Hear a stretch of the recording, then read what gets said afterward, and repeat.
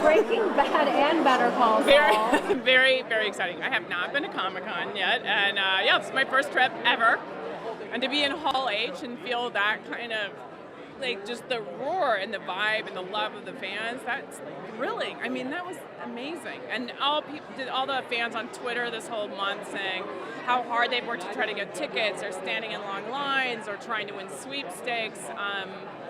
I feel like I'll cry. We did our very best to make a really riveting roller coaster of a season for 5 months in a vacuum, and then when you walk out there and you realize that, like, people are waiting for it, they want to see what you made, it's an amazing feeling. So season 3 ended pretty dramatic. Yes. What can you tell us to expect for season 3? We hear it's the best. People are going to. Where did Jesse go after he drives? Yeah, the comedy got bigger, the drama got bigger, the cartel sort of ratcheting up of violence and anger and vehemence and passion, that all got ratcheted up. The characters that have sort of interior fights, my character, Jimmy as he becomes Saul, those become like sort of implosions, interior implosions that have effects by, exploding out all over the place. And Chuck's demise and the way he killed himself is deeply resonant through the whole season, and it sort of just sets off these bombs everywhere of things that were always there that start to be brought to the surface. And certainly the Jimmy Kim relationship is extremely tested by it.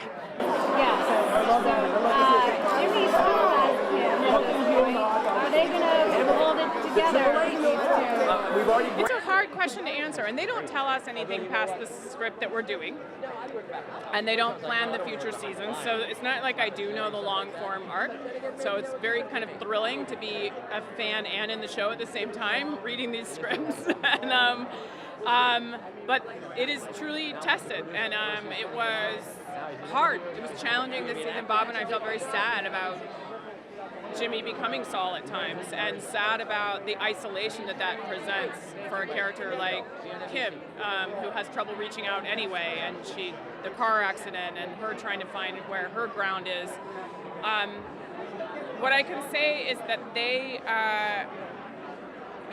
it's funny, someone asked me the other day, like, but doesn't she see in what he's doing the Breaking Bad, the Saul, like she can't abide by that. And there's two answers to that, and one is we are not stationary objects. Kim is different now than she was season 1. I don't know what she'll be when she's presented with what he ultimately becomes. And the other thing I know is Kim hasn't seen Breaking Bad.